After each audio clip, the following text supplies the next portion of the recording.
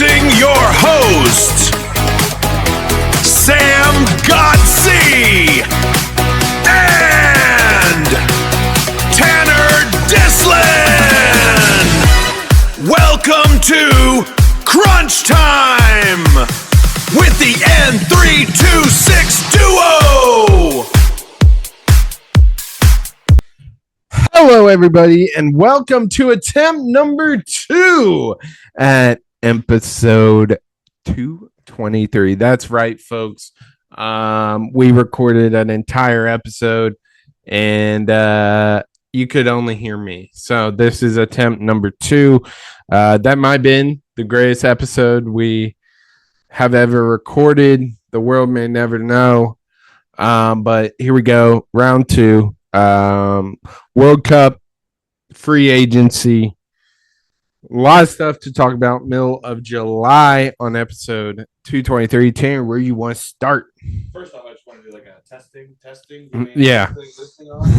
Yeah, for real. But I think we start with the NBA, and I think timeline wise, that happened first, kind of, and then we'll move on to the World Cup as the capital here. So. Yeah, absolutely. We're not going to dive into each and every thing that happened because that'd be a little overkill. So we're going to highlight the big ones, and that being probably the biggest domino to fall so far beyond LaMelo Ball going to the Timberwolves, which we touched on last episode. Jaylen Brown is a Boston Celtic, 76er. Paul George, Boston Celtic. Big trade happened this past weekend. 76ers received Jaylen Brown, Paul George, 2028 first round, 2031 first round, 2028 second round, and 2030 second round to the Celtics. As a New York Knicks fan, how you feeling about this? Because as a outsider of the Eastern Conference, don't really have any ties to any team right now. This gotta be WTF. Like, what were the Celtics thinking? Yeah. We talked about some of the other moves, the earlier moves, how like the LaMelo moves. I was like completely shocked. I was like, whoa, that's weird. The Antetokounmpo news, I thought he was going to Boston, so like I was a little surprised he went to Miami. This move literally had my jaw on the floor.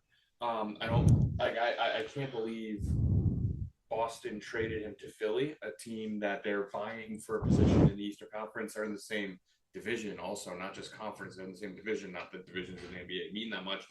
They're in the same division, they're in the same conference. Oh, and they played in the playoffs last year, and Philly came back from a 3-1 deficit and beat them. Philly and Boston don't like each other. Like, it's in that triumvirate of hate, New York, Philadelphia, Boston. They all hate each other. I cannot believe they traded him to Philadelphia. I don't think their return was all that great. I mean, I don't think it was bad, but like enough to justify $7. I think it's absolutely absurd. They didn't give like VJ Edgecombe. I think that is absolutely absurd because let's call a spade a spade. They got Paul George and 2 first rounders for former Finals MVP. Yeah, and a relatively young one at that. And you think the Paul George thing is like, someone who can contribute now, evens out the money a little bit, but isn't on too long of a contract for Boston. But yeah, we had to think that Tyrese Maxey is untouchable in trade talks. So you'd like to think VJ Edgecombe would be going back to Boston. No, I'm shocked. It's the talking about the haul, and certainly wasn't like a big enough gap over what I thought he was gonna like. Where you're like, certainly not an offer you can't refuse. Where you're like, okay, I'm fine sending to Philadelphia because we got this, and this. No, like very, very confusing.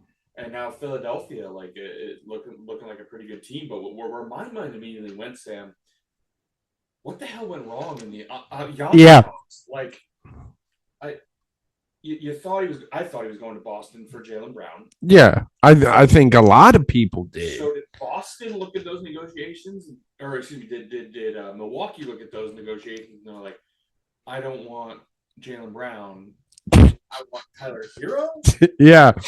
Or did Boston look at that and be like, no, we're not the package centered around Giannis is not good enough for us to trade Jaylen Brown, potentially due to an age. No, we're going to trade him to Philly for Paul George. Like, what went wrong in those negotiations? Or were they just like from the start they were not accurate? I don't know. The Celtics had to butcher the Giannis trade. I'd love to be a part of a fly on the wall with those negotiations between the front offices, because I mean you'd like to imagine, yeah, crazy, crazy. And I'm a Paul George guy. I was a fan of his on the Pacers. He was kind of the how should I put this? The David to the LeBron Goliath. Like it was that. It obviously not that crazy, but like LeBron stands, which I don't even know if they existed back then. Yeah. But the whole world, except for LeBron fans and Miami fans, were fans of Paul George. Yeah, absolutely. I mean, absolutely. Yeah, and obviously, being a former Thunder fan, I mean, he was great for the Thunder. Got us Shea, which tough. Looking back on that, but like he was like an MVP caliber player when he was on OKC. So I've always loved Paul George, but this trade's pretty freaking nuts. Yeah, it's complete like jaw on the floor level of shock. I don't get it. Boston. If you're Philly, I'm ecstatic. I'm a Philly fan.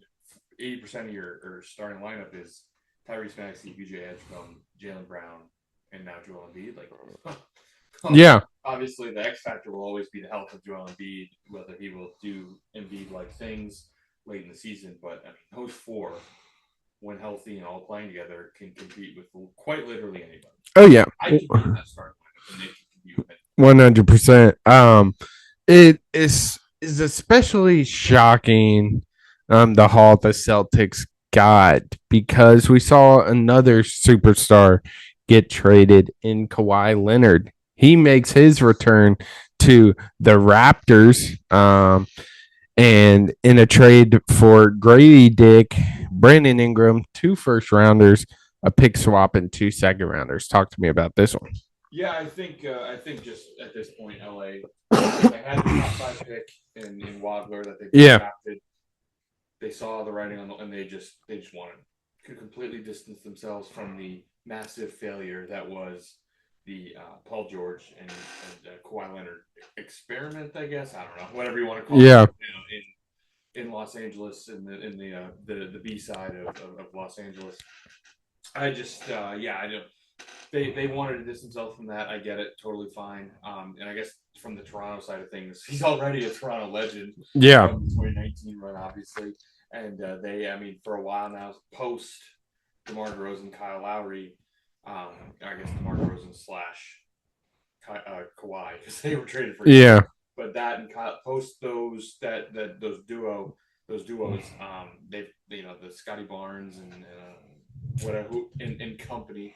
Yeah, just kind of been middle of the East to back end of the East. Yeah, they needed some juice. They needed something to spark that roster. So Kawhi Leonard's it.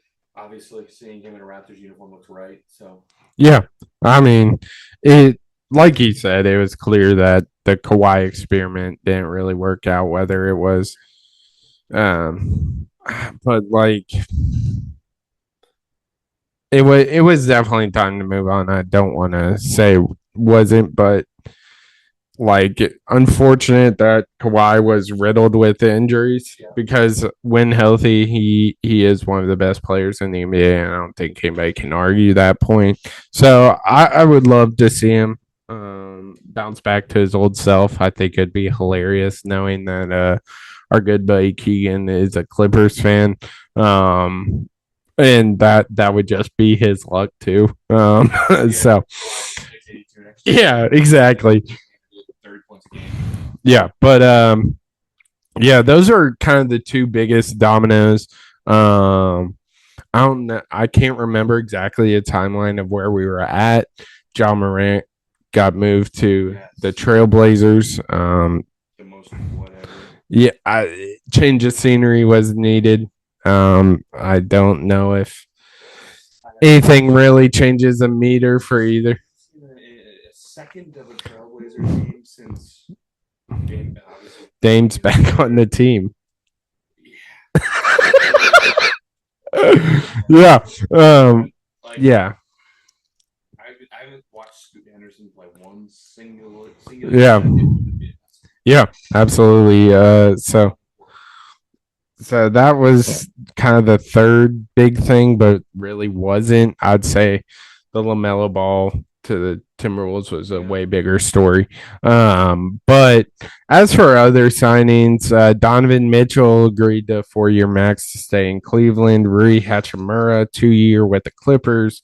Reeves, 4 years with the Lakers. Anthony Simons, another piece to that star-stud lineup out in Philly. He signed a 2-year with 76ers. It's clear 76ers are fully buying into their guys this year. And then Kelly Oubre got traded to Pacers. And then Mitch Robinson goes to the Celtics. Give me your thoughts. I was fully on board, not fully because I wanted to resign Mitch, but I understood that a backup center isn't necessarily where you want to invest. And, obviously they went out and got Andre Drummond. Like, replacing Mitchell Robinson with Andre Drummond to me is a fine move. Yeah. That would have been okay with me. Obviously, ideally, we signed Mitchell Robinson. It had to be Boston. It had to be Boston. I get it. Like, I'm not even blaming him. Like, the money was right. The team's good. He can compete. And I'm sure he wants to stick it to the Knicks because he's the only part of a championship roster that they're letting go. Yeah. And, I feel like he feels slighted by that, and that's fine. But it just had to be the Celtics, man. Like, it's just devastating. And now, Yeah. The first Knicks championship, the first championship of my lifetime, the first Knicks championship in 53, what was it? 53 years. And like the longest tenured Knick, the heart and soul, not the best player, but like the longest tenured Knick, the heart and soul, the homegrown guy on that team is now playing for the Celtics. It stings, man. It stings. Yeah, how can it not? But that's kind of the quick rundown of what's been a crazy free agency. There is another one out there, Miles Bridges traded. Yeah. So Electric. It's clear the Hornets are fully buying into the Conconnipple experiment. I think it's the smart move for that organization.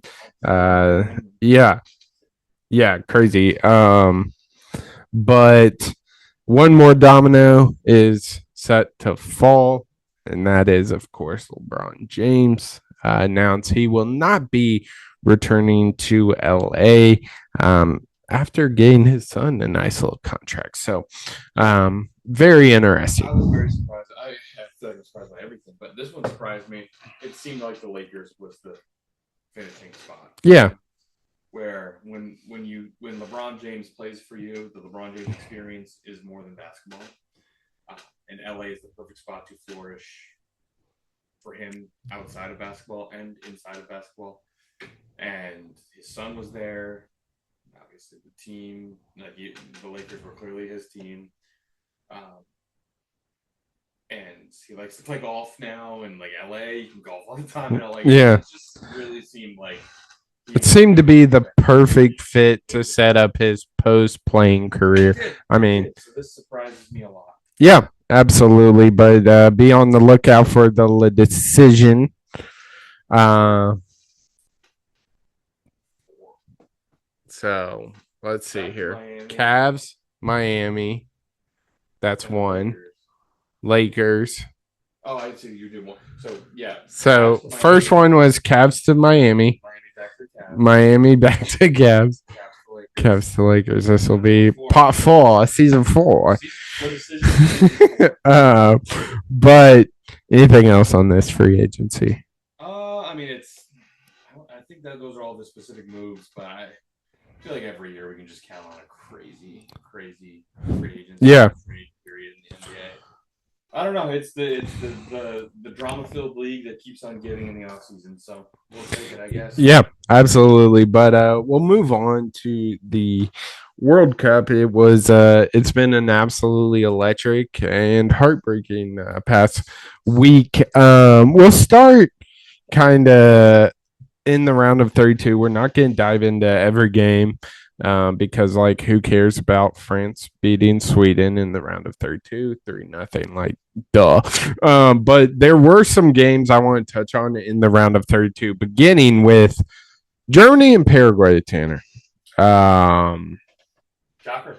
Absolutely shocking, absolutely electric. Every time a game goes into PKs, which we've seen a lot in this tournament, it just seemed to me, I don't know if you have a different point of view, but it seemed Germany was by far and away the better team on paper, and they just didn't play to the. It's like they played to the opponent's level. Yeah, no, I totally agree with that.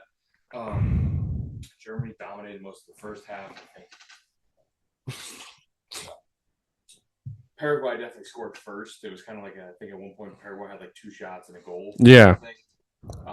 And then Germany was able to equalize, and then they scored in extra time. It was disallowed on a controversial call, but like, yeah, it felt like Germany outplayed them, but at the same time, this is now a team that has won the World Cup in 2014, and in 3 straight World Cups have failed to win a knockout stage game. They didn't even make the knockout stage in 18 and 22, and now eliminated in a pretty gnarly upset in 26.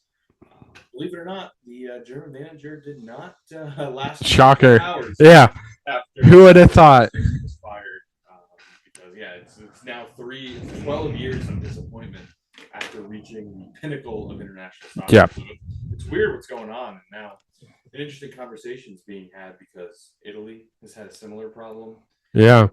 In World Cups recently, Germany, and then like another team we'll talk about later, Brazil. Yeah. So 3 of them have a combined 13 World Cups, and hasn't been good.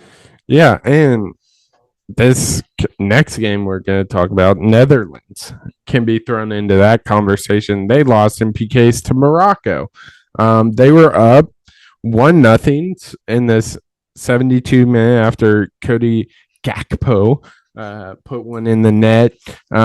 Seemed like it was finally going to be the time Netherlands come out on top.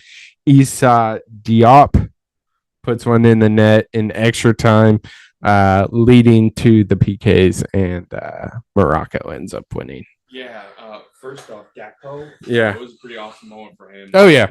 He had, I don't know if you saw the. Yeah, I saw that. He and his wife had lost a newborn, so you could tell. Yeah, it's like, yeah. Pretty special moment. But then, yeah, the equalizer in stoppage time was nuts, dude. Like, it was as awesome as it got. And then, yeah, in PKs, it's just the extra time in the PKs have not been good, have not been kind to the Dutch.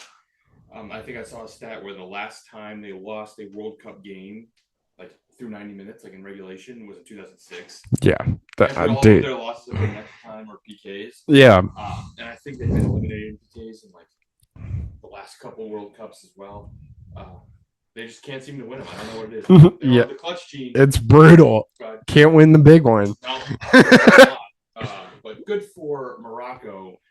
They're legitimately good, and they were a semifinal team last World Cup, and they clearly had the worst draw of any team in the round of 32, but got it done. So shout out Morocco. But yeah, the Dutch, they got some things to figure out in extra time. Yeah. Next one though, Belgium, Senegal. This one was very interesting. Speaking of teams that had control for 85 of the 90 minutes, Senegal was up 2-0,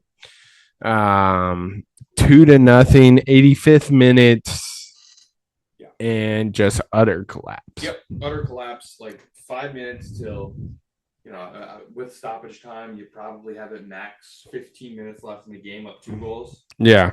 And like you said, utter collapse. Lukaku got on the board first. All the man does is score goals. Yeah. Doesn't matter how old he is. And then the equalizer in the 89th minute. I mean, I feel like at that point, Senegal, the game was over. They're shell shocked. They gave up 2 goals in the final 5 minutes of the game. Yeah. Yeah, it was tough for Senegal, but I mean Belgium, what an insane comeback. I don't know. There's nothing to say. I mean, it was shell shocked person. Yeah. After that big win by Belgium, they waited to see who pulled out between U.S. and Bosnia. I'll just read you my notes for this one. Okay. Balogun goal. Yeah. Balogun red card. Ref was dog shit. Bosnia manager was livid AF. Tillman free kick goal and a middle finger. LOL. Yeah. Yeah. We'll touch on what happens to the U.S. Here in a little bit, but we saw Portugal move on against Croatia. 2 of our growing up, Modric and Ronaldo. I mean, 2 of the best in the world going at it. Always fun to see. That's former teammates too. The 2 of them were longtime teammates in Madrid. Yeah. I think they won a lot of Champions League championships together. Yeah. Good friends in that in their own right, but yeah, unfortunately, Luka Modric get eliminated. Yeah. But perhaps the game of the tournament. Cape Verde, Argentina. This one was a shocker. I know a lot of people are going to look at the final score and be like, okay, yeah, Argentina won. But they needed that extra time, Tanner, to beat Cape Verde. It was absolutely insane. Their goalie for Cabo Verde was absolutely electric. The goal of Sidney Lopez Cabral in the 103rd minute was amazing. It really encapsulated what the World Cup is about. Just like supporting the underdog story on such a massive stage. They have like a population of like 500K. It was absolutely awesome. So yeah. Yeah, they have a lower population than Wyoming, which is absurd because Wyoming is the smallest state by population. I didn't know it was a country before this World Cup. But it's everything, like you said, that is right with the World Cup. Just massive underdogs. No one gives them a chance. I have a hard time believing any of their players play serious club soccer. And like they were incredible. They tied with Spain. They made the knockout stages, and they went against the world number 1, the reigning World Cup champions. They have the patch on their jersey that says World Cup champions. Mm-hmm. And they took them to extra time. They were tied twice, tied in extra time, and then an unfortunate own goal with 10 minutes left in the game is the reason why he lost. It would have been truly the greatest upset in soccer history, and would have put the seal on one of the greatest World Cup runs ever. Even though if that's to get to the round of 16, this win would have.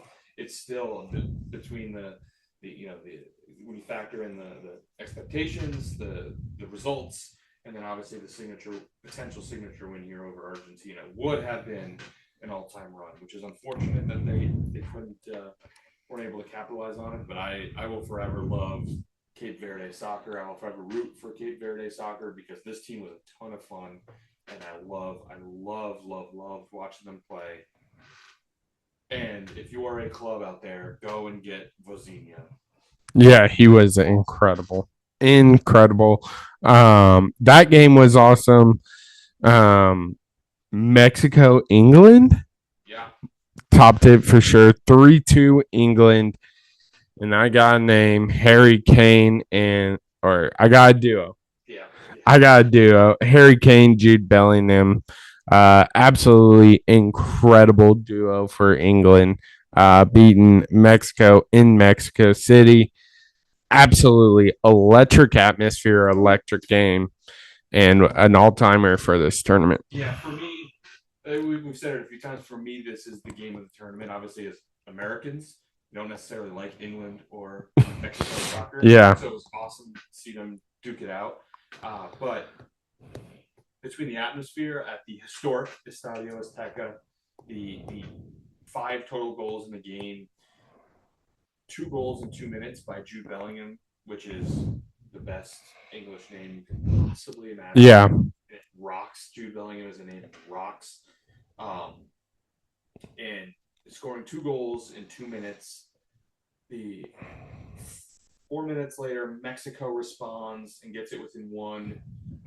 Constant pressure from Mexico. Then in the 54th minute, there was a red card. Jarrell Kwanzaa got sent off, so England's playing with 10. They get a penalty. Mexico gets a penalty back. It's 3-2. That penalty was converted in the 69th minute. So for the last 20 minutes, it was an all-out Mexican barrage on the goal. Crosses, players, corner kicks, shots, headers, you name it. Mexico sent it in the box or at the goal, and the English defense was stout. And it was just like it was such a fun game. And England did it with 10 men, and it had everything. And it was such a fun. Yeah, absolutely. That game was incredible. But also on the same day, we had Norway beat Brazil, another struggling country. One that we grew up, they were the team. It was them and Germany going back and forth with each other. They lose to Norway, and Erling Haaland is insane. Looks so unathletic, but he is one of the most dominant players in this tournament. Yeah, no, he's incredible. He had both the goals. He has such a special talent. Like for a majority of the game, you just won't hear from him. Norway won't have that many chances. You're kind of like, where is this guy? And then he'll explode for 2 goals in 10 minutes. Yeah. Like, oh my God, this is the Holland game. He's the best player alive, and he's the reason they won. And that's exactly what happened in this game, dude. He was so good scored his first goal in the 79th minute, second goal in the 90th minute. He's played 53 games for Norway, and he scored 60 goals. Over 1 goal per game is absurd. Yeah. Is absurd. Insane. This guy's crazy. He is so fun to watch, and Norway is a lot of fun to watch. Oh, yeah, absolutely. Another one, though, with that superstar, honestly, two superstars. One at the beginning of his career for Spain, Lamine Yamal. Yeah. Insane facing Cristiano Ronaldo. And Spain ends Portugal's run in this World Cup, and perhaps the last time we see Ronaldo in a Portugal after scoring in the 91st minute. Yeah, it's so weird with this Messi Ronaldo thing, how people react. Like, he announced his retirement. Half the world is like, this is the biggest, this is the saddest day ever.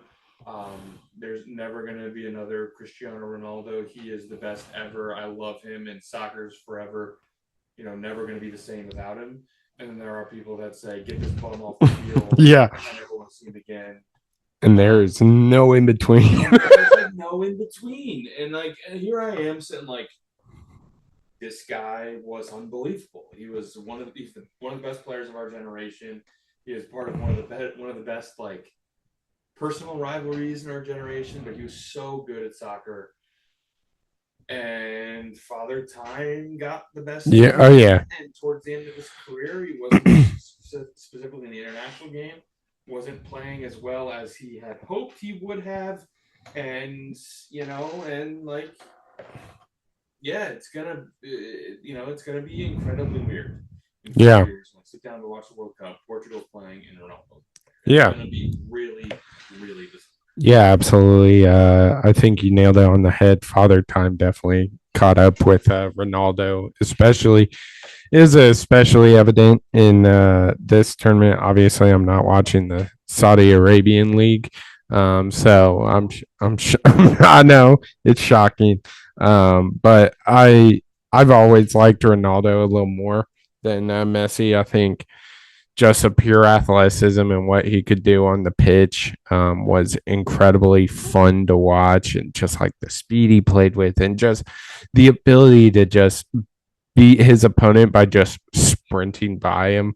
Um, like these two like goats of our generation, and Messi and Ronaldo could not be more opposite. You got Ronaldo, I kind of already touched on it, him just being a freak athlete.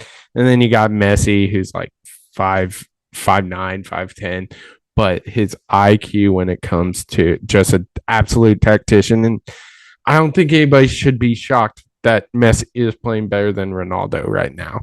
Father time, Yeah, athletic freak before it took the cerebral, yeah, yeah, which is natural.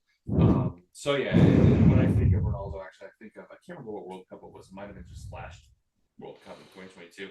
Spain was playing Portugal. I think it was a 3-2 game, and they had a free kick outside the box. They had a free kick outside the box in like the 92nd minute, like we're in stoppage time, and he stepped up and he yeah, forced a tie, much needed tie for Portugal. And I remember the call he makes it Newton for the match. It goes absolute genius is what yeah,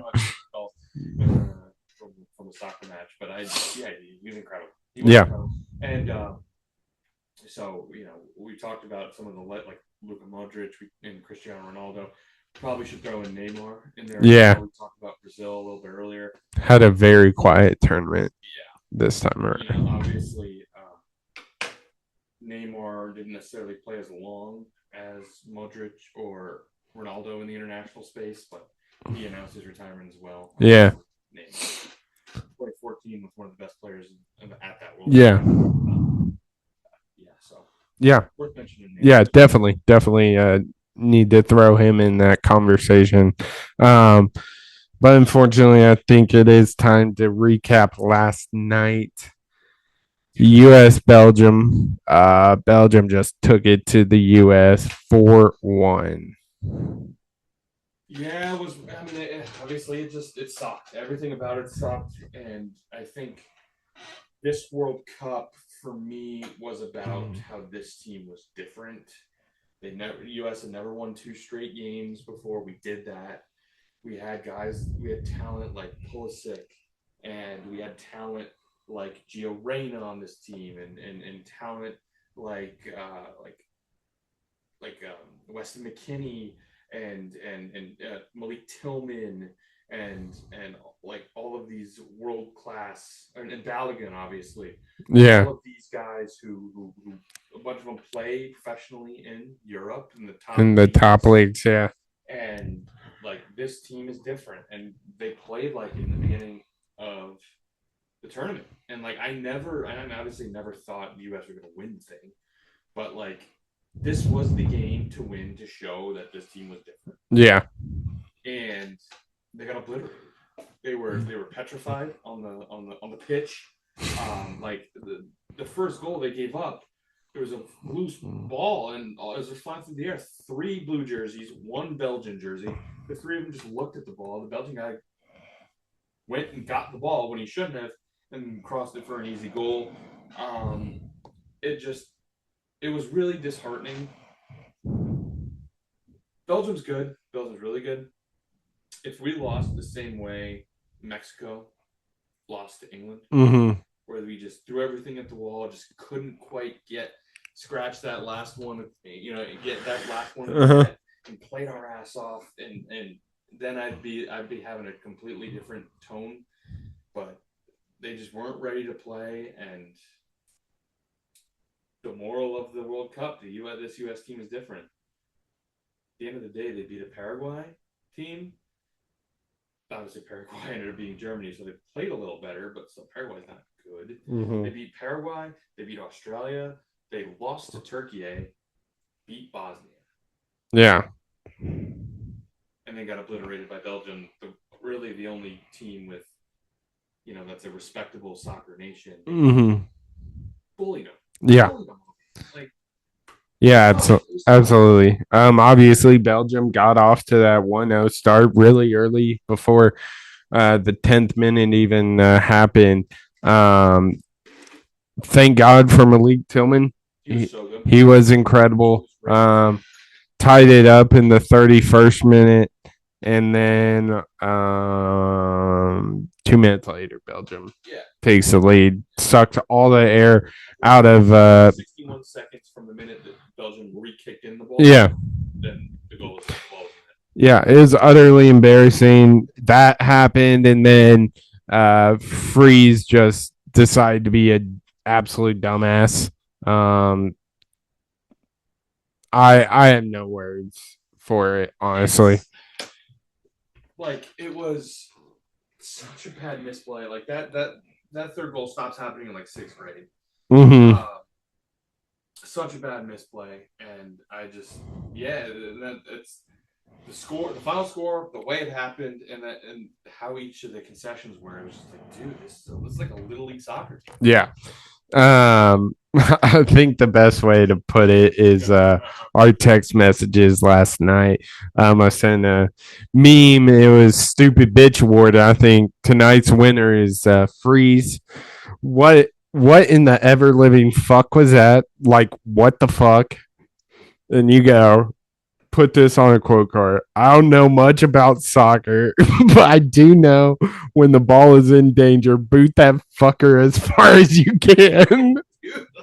Like, there was a Belgian player. It was a ball that was played to him. A Belgian player was contesting it. I thought he did a smart move. He kind of chested it to the side, avoided that incoming danger, had a perfect chance to just, like I said, boot that ball as far as he can, but he just didn't. He started to, but then he stopped. Looked like he choked his pitching wedge or something. Yeah. Like, oh my god, dude, it was awful. And then Tim Ream just looking the most unathletic professional athlete could look. It was when that happened, I was like, yeah. Fast motion, I was all like, like screw this goal. I can't believe he misplayed that. Which is still true. Yeah. But I didn't put any like blame on Tim Ream because I was like, it's hard to be like retreating and like it gets kicked towards you and then I watched the something. You just gotta do better. Yeah, absolutely. And like, it was not good. And I thought it was a pretty poor shot from the Belgian guy too. Like, I felt like it was, he put it in the one spot where it could possibly be saved. Nah. Yeah. Barely did anything. So. Yeah, I think Carly Lloyd, shout Carly Lloyd. She kind of put this in this World Cup run, if you will. Especially this game. I'll quote her here. It's a bit of a downer for us being out here now after this loss, but I feel like they lost the game before they even stepped out onto the pitch. I'm not sure why. I don't know the reasons, but just from the beginning, just chasing, tentative, scared, just not confident on the ball. And I think big time players, you want some of those big time players to step up in big moments. I got to be honest. I was a bit disappointed with Christian Pulisic. I think whether he wants to be the star on this team or not, we didn't see him enough.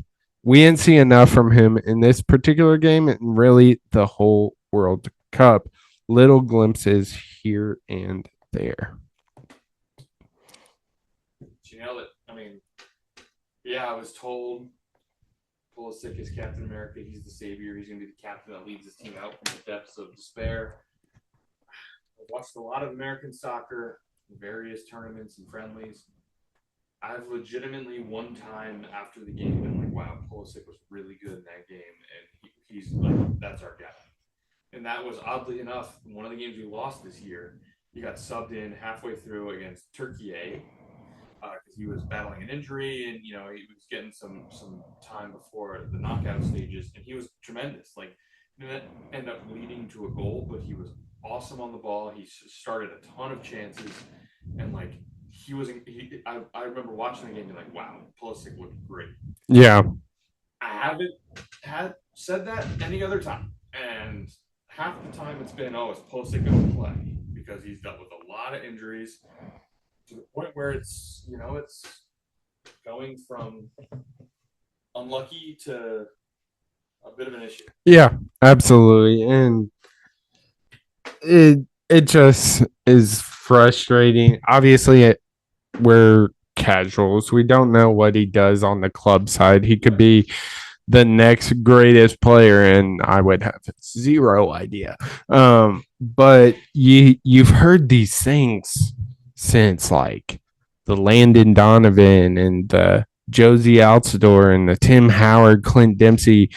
Everyone was like, this Christian Pulisic guy, he's next up. He's going to be the guy that takes the U.S. to the next level.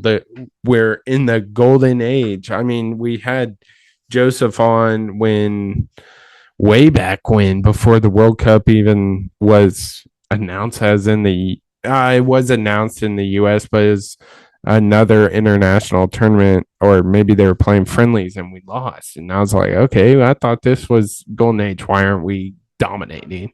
So I say that. Is it the fact we have put so much pressure on Pulisic? Like, no matter how he plays, he will never live up to it. I think that is part of the issue, but he is that guy. Like Carly Lloyd said, he is that guy, whether he wants to be or not. And I would like to see a little more from him, if I'm being honest. Absolutely. And dude, right now, like, if I'm talking stock, I'm selling my Pulisic stock and I'm buying Malik Tillman stock. Oh yeah, he was awesome. He was incredible. So a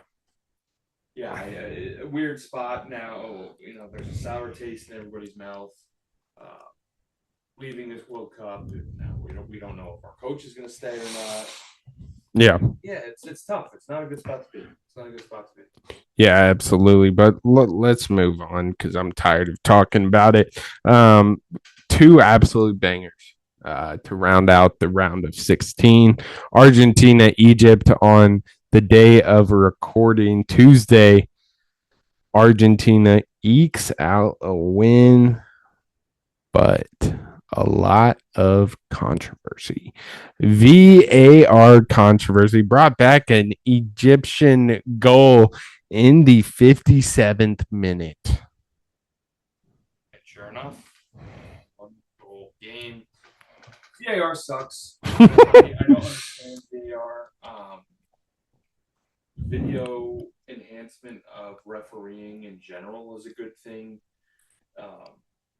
The way other sports use it, like MLB, a play happens, you challenge it right then and there, take a few seconds, you look at it, you give a verdict. NFL, same thing. How you can have a turnover on one end and a full counterattack the other way with multiple passes across the pitch, which is huge, and lead to a goal, then go back in VAR, take away that goal from a penalty that wasn't called on the other end of the field. Mm-hmm. What? Yeah. It doesn't make any sense to me. Like, imagine in the finals, Jalen Brunson makes a fast break layup, and then they're just like, actually, wait, VA, and they go to the monitor, and they're like, actually, the possession before. On a drive by Steph Castle, someone touched his arm. That's a foul. That layup doesn't count, and we're bringing the ball back. Like, that's absurd. Yeah.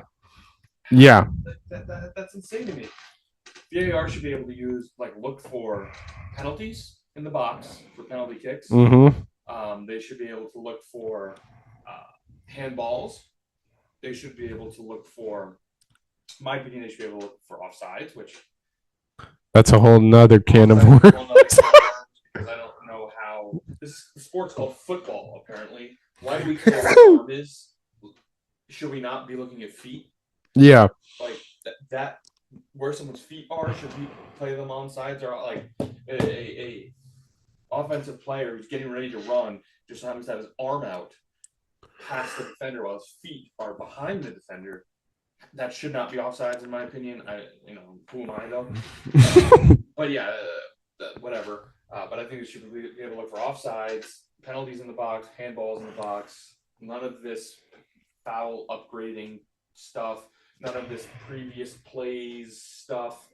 I don't, and I think it should be able to look for if it was like a goal kick or a corner kick. Yeah, 100%. Yeah, unfortunately, this great game was tarnished by the VAR, but it was also kind of a Belgium Senegal reskin. Yeah, honestly, like you still had majority of that second half to just lock it down, but again, they go up 2-0 in the 57th minute.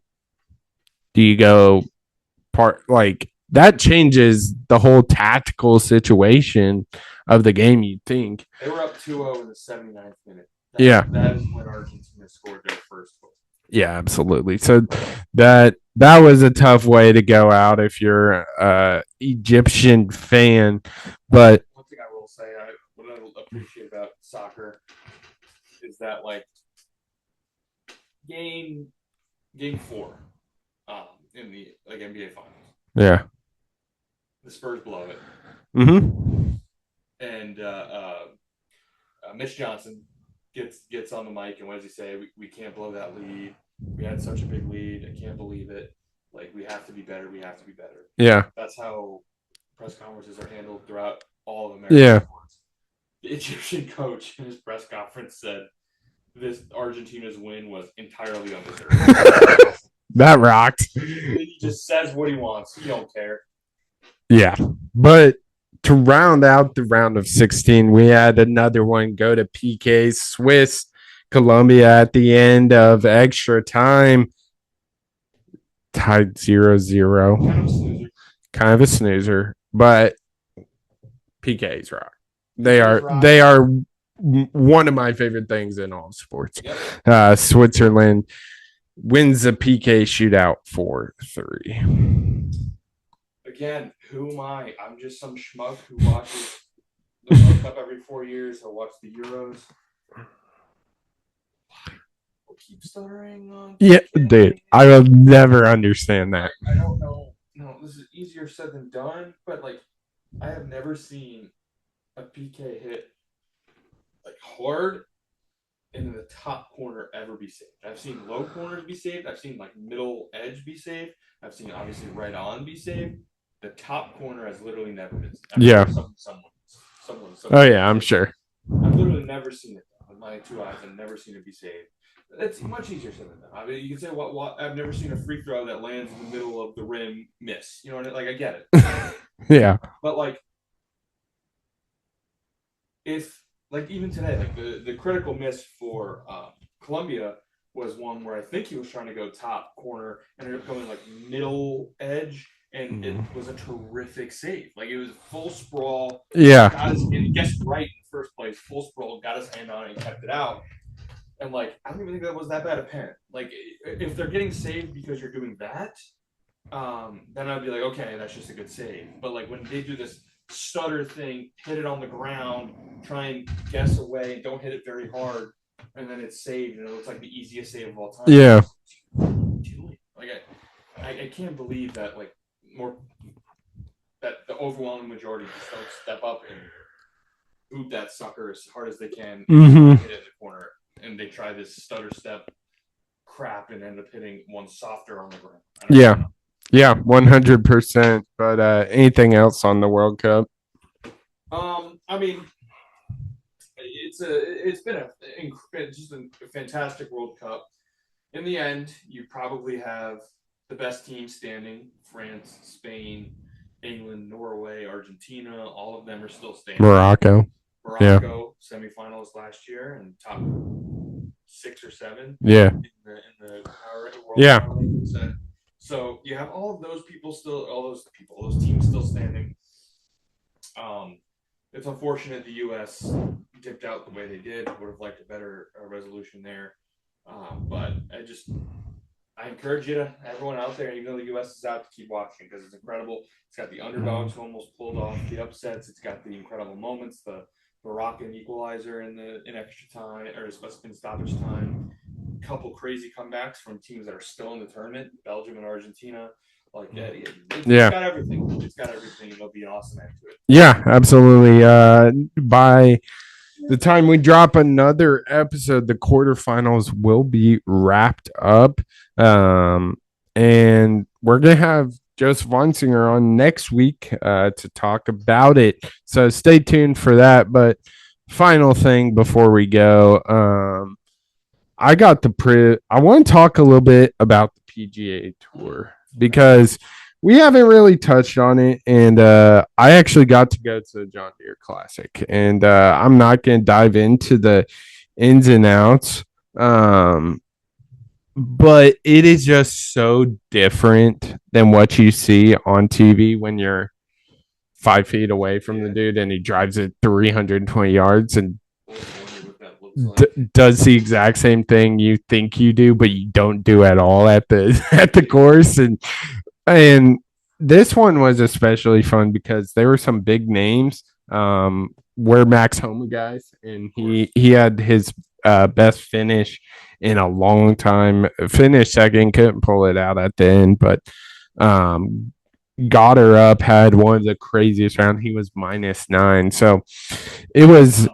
Yeah, in his final round, -9. He was incredible. It was an awesome tournament. And it was, if you ever get a chance to go to a PGA Tour event, even like like any professional golf tournament, I'd encourage you to go because watching it on TV does not do it justice at all. Yeah, no, it's crazy. I hit a driver 250, and I'm like, that ball's new. Meanwhile, there's a whole 60-degree wedge in between my greatest drive ever and their okay drive. Yeah, exactly. But it would be really interesting to see. Yeah, wanted to shout out Homa, but any last thoughts for episode 223? I don't think so, man. I think we covered it. Sports world right now dominated by World Cup fever. Unfortunate for us, but it is what it is. I just can't wait to see how the tournament ends. And of course, NBA free agency will always deliver because of the drama that NBA players love so much. Yeah. One last thing. I want to shout out our listeners. Got a notification this past weekend. 5,000 downloads and plays. We've been doing this for a long time. Episode 223. 5,000 listens. It's pretty freaking nuts. That's like 20 an episode. It's been a blast. I hope you enjoyed the content. I know there's growing pains. I mean, there's been some really bad episodes we've done in the past, so appreciate really good episodes we couldn't release. Yeah, exactly. So we just appreciate the love and support from everybody. So I wanted to make that clear. But yeah, that's going to wrap it up for episode 223. You can follow the podcast on X, Instagram, and TikTok, crunchtime_pod. Make sure to subscribe, like, and comment on YouTube. We're doing a new series, Daily Challenge. Took a little hiatus for the holiday. We'll be back at it. So stay tuned for that. But the clock has run out on this one. But we'll see you on the next one on Crunch Time.